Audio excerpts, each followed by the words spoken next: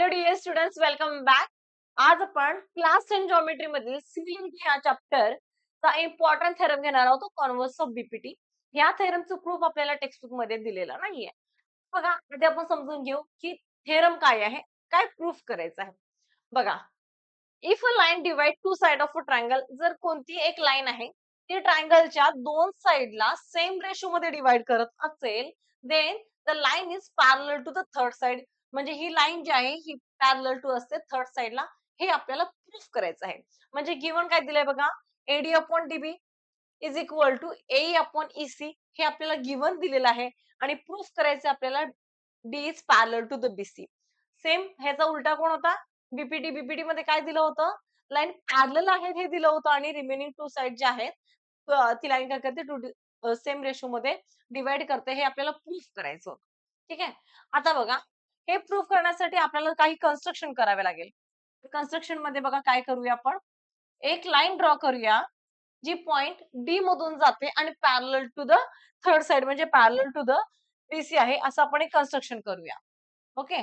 बघा, मी काय केलंय, एक लाईन ड्रॉ केलंय which is parallel to BC. हे आपण कन्स्ट्रक्शन केलेलं आहे. ड्रॉ लाईन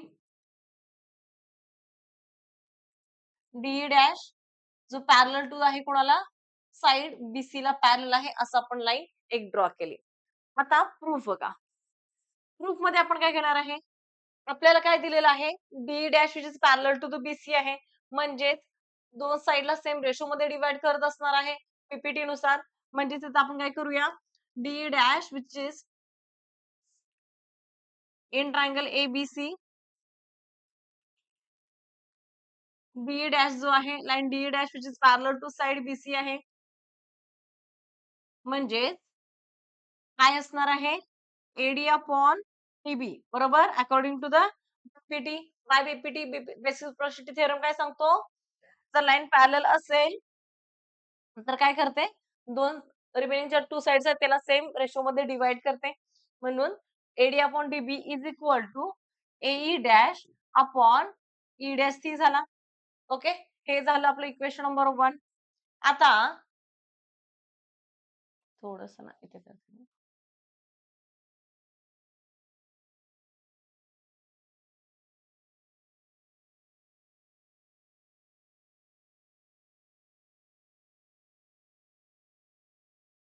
आता बघा, ह्याला मी काय केलं, इक्वेशन नंबर 1 केले. तर AD upon DB is equal to A dash upon E dash झाला. बट गिवन मध्ये आपल्याला दिलेला आहे AD upon DB is equal to A upon EC. म्हणजेच इथं आपण काय करूया, A dash upon EC E dash C is equal to A upon EC येईल का रे, येईल. येस येईल का, आपल्याला गिवन दिलेला आहे, बरोबर. ह्याला तुम्ही 1 लिहा, ह्याला 2. त्याच्यानुसार A dash upon EC dash is equal to A upon EC झाला. आपण काय करूया, दोघांच्या मध्ये 1 ऍड करूया. नेक्स्ट ऍड घेते, इथे करूया आपण. बघा, आपल्याला काय मिळालं, a upon e b is equal to A dash upon E dash C झाला. आता काय करू आपण, ऍडिंग 1 टू बोथ साइड करा. ऍडिंग 1 टू बोथ साइड करू आपण, दोघांच्या मध्ये पण 1 ऍड करूया. म्हणजे a upon e c plus 1 is equal to A dash upon E dash c plus 1 झाला. ओके. मग आता बघा, क्रॉस मल्टिप्लाय करा. Therefore a plus E C whole divided by EC झाला का, झाला. सिमिलरली इकडे पण करा, A dash plus E dash C upon E dash C झाला का, येस झाला. आता परत आपण डायग्राम कडे जाऊ. ए प्लस ई डॅश सी म्हणजे हा पूर्ण तुमचा एसी आहे का, आहे. सेम ए प्लस ईसी, परत हा तुमचा पूर्ण एसी झाला. म्हणजे आपण ए प्लस ई डॅश ला एसी लिहूया का, येस, एसी अपॉन ईसी झाला. Similarly A dash plus E dash C हा पण तुमचा एसी झाला. AC dash upon E dash C, AC AC दोन्ही साईडचे कॅन्सल होतात का, ऑफकोर्स होणार. म्हणजे राहिला काय फक्त तुमचा 1 upon EC is equal to 1 upon E dash C. आता इन्व्हर्टंट डोकर ह्याचा उलटा करून घ्या, म्हणजे ईसी इज इक्वल टू तुम्हाला ई डॅश अपॉन सी मिळेल. मिळेल का, म्हणजेच याचा अर्थ काय झाला, की सी पॉइंट पासून सेम अंतरावर असणारे 2 पॉइंट वेगवेगळे असू शकतात का? एकाच ट्रायंगलवर, एकाच लाईनवर ई पासून सेम अंतरावर असणारे 2 पॉइंट असू शकतात का? वेगवेगळे? नक्कीच नाही.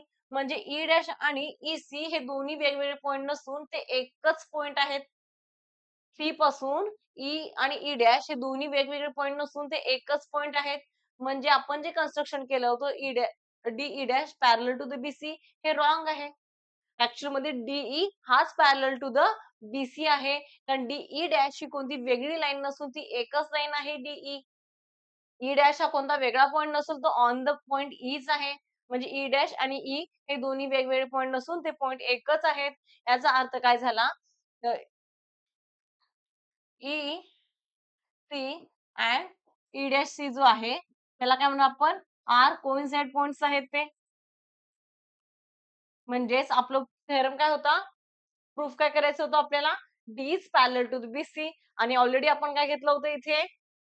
D dash is parallel to the side BC.